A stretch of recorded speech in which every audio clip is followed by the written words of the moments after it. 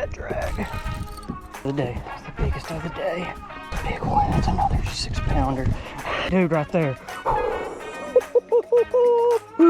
Sweet. Making the right decisions while on the water is a big factor in having a good day of bass fishing. If you're fishing a tournament or fishing for fun, or like I just did on a lake that I've not been to in 5 weeks. I'm going to share with you guys 3 tips. One of them, anglers that are very experienced do not want you to know about when fishing like brush piles for sake. But before that, I'm going to share with you how I prepared for this fishing day, and then when I got on the water, some of my adjustments I had to make to be able to go out and have one of my best fishing days of the year. Just got back from a fishing trip where I had a limit for 28.5 pounds here in Arkansas. Very good bag of bass for the hot period of the summer. And guys, welcome to the Fishing Coach YouTube channel. I am Coach E, and thank you for tagging it along. I know on my channel I do a variety of content. I have fishing day videos like this I'm going to share. I do just sit down talk videos, a lot of live scope forward facing things as well. But in this video, I'm going to share some things that I've not really talked about in some videos, but I think it's time for them to be talked about, okay? And so I'm going to give out some juice here for you guys. Leave me some comments down below on any questions you have or what you think about these, okay? And so let's first get into the preparation for this fishing trip. Going into this trip, guys, we finally had 3 days of hot weather. Now, wind was involved, and that wind was something I was preparing for even on this fishing day. But before this, the week before, we had cooler weather for Arkansas. We had a big front that moved in, brought some rain on some days. And when that happens, fish start kind of scattering out in their areas. They aren't as tight to some of their structure or cover. And on this lake that I went to is a lake I've got on, guys. I've not been there in 5 weeks, though. And a lot changed in that 5 weeks, but mainly that 1 week that we had of cool weather made it change. So let's get into the wind part first.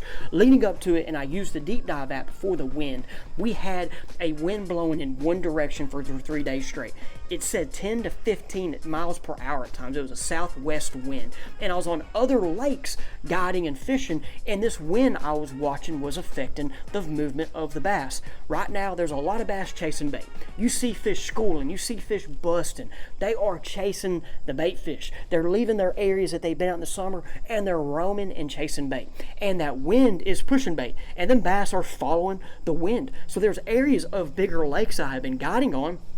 I watched the movement of these bait fish due to the wind. So preparing for this lake, I was looking at the Deep Dive app where the wind could be blowing, how they could be set up on points, how they could be set up on ridges, the humps, or the banks. And so that's one thing that I did there with the Deep Dive app, okay? Now though, guys, when I got there, here's number 2. Here's the second thing. This is why on the water adjustment started happening. Okay.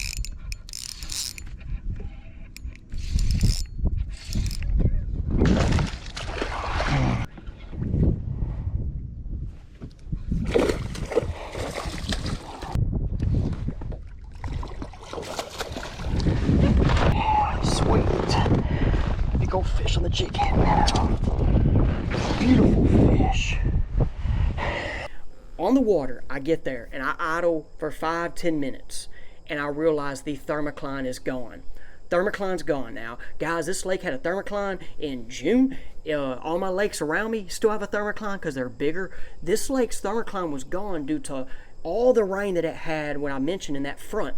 All that rain came through. There's a little bit of a constant current. The lake stays level, so there's a little bit of current. The thermocline was gone. So that right then told me that these fish can be anywhere. There's a lot of videos on thermocline, but in general, guys, if your lake gets real stagnant in the summer, there's no current, it gets hot, that oxygen level in the water starts kind of going up, and it makes a line. You can see it on your graph, but that line under the thermocline, it's cooler, but there's less oxygen.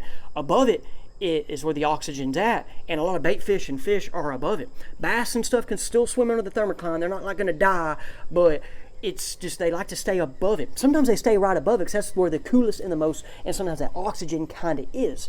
So with the thermocline gone, they can be anywhere.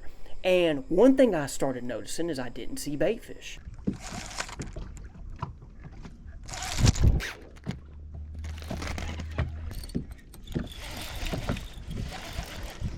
Biggest of the day. That's the biggest of the day.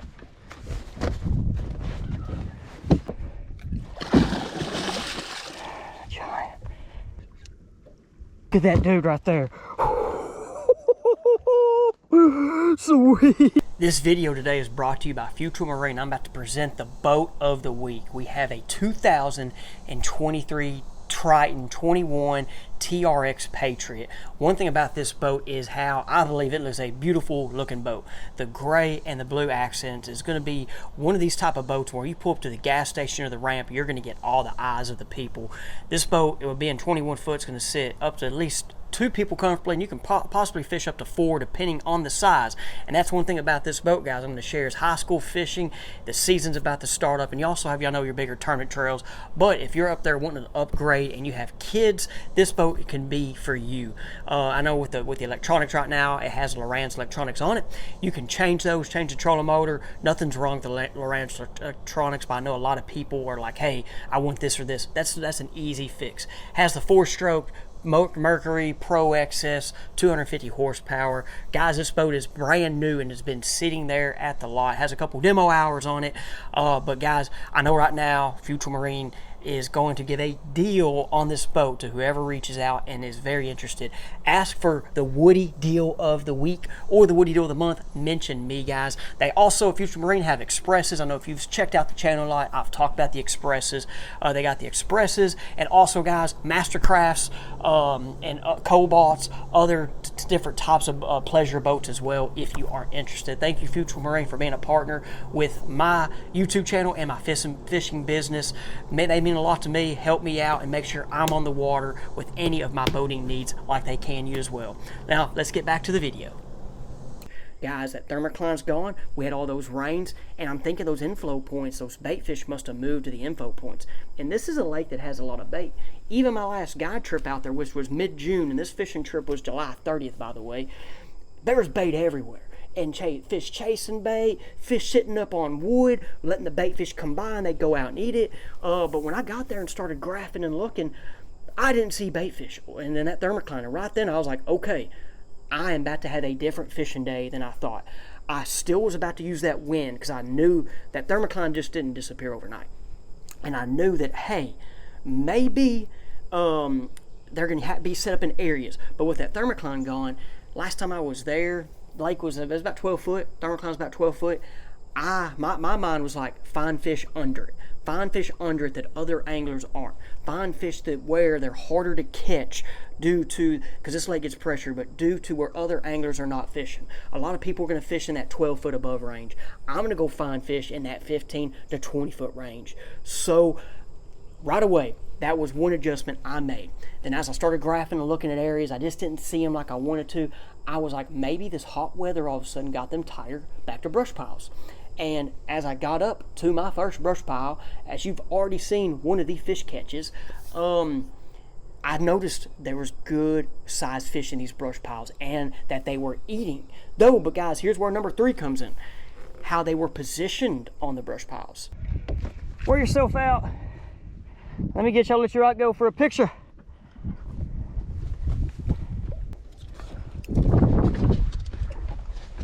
Oh yeah, another good one. Not as big as I thought.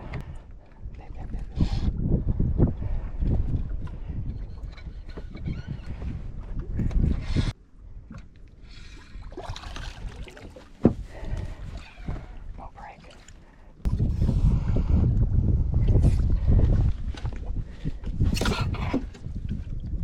That's a big one. That's another 6-pounder. They weren't just in the brush, okay? That sun was coming this direction and hitting them brush piles as that bite was happening, which the majority of my bite was from 11:30 to 2:30. But that sun was hitting it. And that sun, how it kind of sets up, throughout the day, it don't get like dark till about 8:30.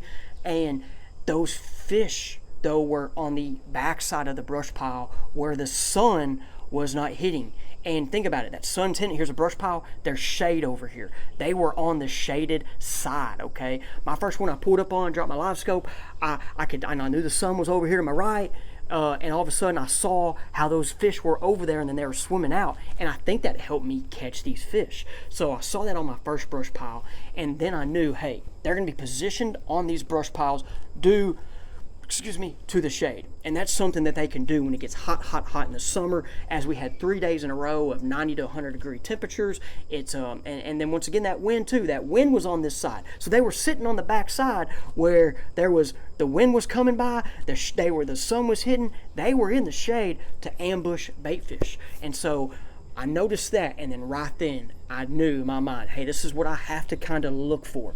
And then I went to 2 other spots, guys, and they weren't in the brush. They were outside of the brush where that shade could be created. There were fish and timber, I'm not going to lie, fish and timber in that 15 to 20 foot range, but there were brush piles nearby, and I think how the shade hit up, they were just sitting on that shade line.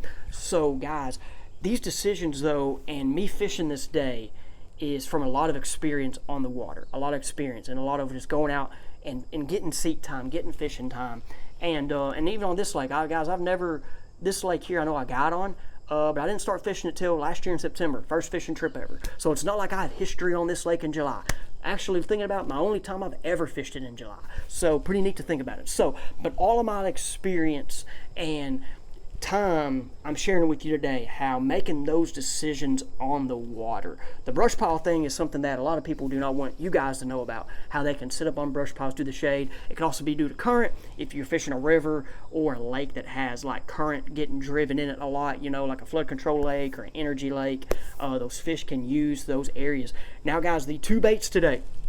Bait number 1 that did the damage, caught the biggest fish and a couple other ones, was the spunk shad, 5-inch spunk shad, on a core tackle tush. This is a 3/8 ounce 5/0 or 4/0 hook core tackle tush. I want that 3/8 ounce so I can get down there deeper. And when you still work it, it goes up pretty much. You saw my retrieve there in some of the videos. I'm working this thing, and what it's doing, it's going up and down, and it's kind of like a hair jig in a way. That's something I know Johnny Schultz, Fish the Moment, has. He's the best with this out of a lot of people. I know from Johnny talking to others, this is rig on the Tennessee River, as there's guys up on Chickamauga, Pickwick, Gunnersville that's gotten pretty good with this. And I've had some fish days with it, but I finally caught some big fish with it. One key factor, I'm using 12-pound test. 12-pound test is key. On my rod, okay? My rod, I'm using a 7.3 medium moderate, okay? You could use a medium heavy, but the thing about this one I was using, because, I have a couple medium heavies, but they had other baits on it, but I knew with that moderate action, it would let them inhale it and not pull it out of their mouth real quick. And so I thought that helped me, and these fish were just eating that day. This is the Level NGX series, guys. They just got the ICAST Best Rod of the Year. Check them out. Got a link down there in the description. Pretty nice. Like I said, I'm pretty impressed with these rods. I fished with Denali. I fished with Powell. Those are great rods too, but this one right here is impressive. And I'm with these guys now. I'm not gonna, like I said, no much more. Very impressive. Bait number two was the jig head minnow. Guys, I've not had a day with a jig head minnow like this in a while. They've not been eating the jig head minnow, but this day they did. When they eat the jig head minnow, they eat the jig head minnow. This right here is a 1/4 ounce queen tackle. It's a tungsten ball head, okay? It's a 1/4 ounce. I believe this is the 3/0 hook, and then I got the Rapala Crush City freeloader on it. I actually this day, guys, went through, this is my 3rd head. I'm looking at it right now. It's kind of bent in. I went through 3 of these heads. Those fish were eating it so good and fighting so hard, they were straightening the hook. And they were inhaling it pretty good. So I had to, like I said, this is my last one in the boat. I got more in my deal, but this is the last one. And this was just the gizzard shad color in the free loader as well. Guys, I was using the 7.1 medium light. Level NGX, okay? Love this rod. I'm impressed with it. Like I said, it just went through and caught some big fish too, okay? I'm using a 12-pound fluorocarbon leader to, I think this is 10-pound braid. I'm not sure. Whenever I bought this reel, they put it on. I just said, hey, put 10-pound on there, whatever, and that's just what they did, okay? I trust those guys, whoever put that line on there, okay? Guys, let me know, once again, leave me a comment. Let me know if this right here helps you for an upcoming fishing trip, if something new that you have learned. Now, guys, let's get into the Faith Juice segment. Guys, thank you for coming to the Faith Juice segment. This one today is a unique one we're going to talk about, okay? It's something, I even got a comment the other day, and I'm not like the person that commented on it. I'm not about this. I'm not like knocking you. It's me and my personality. I had someone the other day is like, hey man, great video. You need to drink 1 cup of coffee, not 10. And I get this a lot, to where my energy, my enthusiasm is too much for some people. And but always, like, whatever I did, teaching math, coaching football, baseball, track, in the weight room, fishing. Like, I know, like, when I would be with family and friends talking fishing before I did this full time, they'd be like, dude, Jimmy just hits another gear when he talks fishing. He like goes from 5th gear to 6th gear, goes from 40 miles per hour to 80. But guys, one thing about that I'm just going to share is, here's a scripture. Colossians 3:23, whatever you do, do it enthusiastically, or as something done for the Lord and not for men. Okay, so I know this is just said for the Lord and not like for what I do. But guys, that is me, and my personality has that enthusiastic mindset. And for you, and where you're at, depending on everybody's different character, different personalities. But just think about when you are hanging out with somebody, if they are in a bad mood, do you want to be around them? If they're in a good mood and excited, that kind of excitement comes to you. And I know, and it depends what you're doing. I know there might be days you're working and you're not wanting to do that, or this happens, or like for me right now, my boat trailer tail light just disappeared. It just came off. Guys, I got the 2007 boat here, doing this full time with a 16-year-old boat, and my tail light is just disappeared. Okay, so I don't really want to go fix another tail light, but I gotta do it anyway. But for me, when I'm on the channel and I'm out, most of the time I'm gonna try to be as positive and energetic as I can. I don't like purposely do it. It's just part of me. But I just know if I'm around people that are just like stagnant, not happy, it just doesn't work for me. And like I said, everybody's personalities are different. And there's a time to be full go and not. Sometimes I need to chill out. But anyway, guys, just think about that. Whatever you're doing, do it enthusiastically and watch it change your day. Watch it change the people around you, okay? Appreciate you guys. Thank you for watching the Fishing Juice segment here on the Fishing Coach YouTube channel. We will see you on the next one.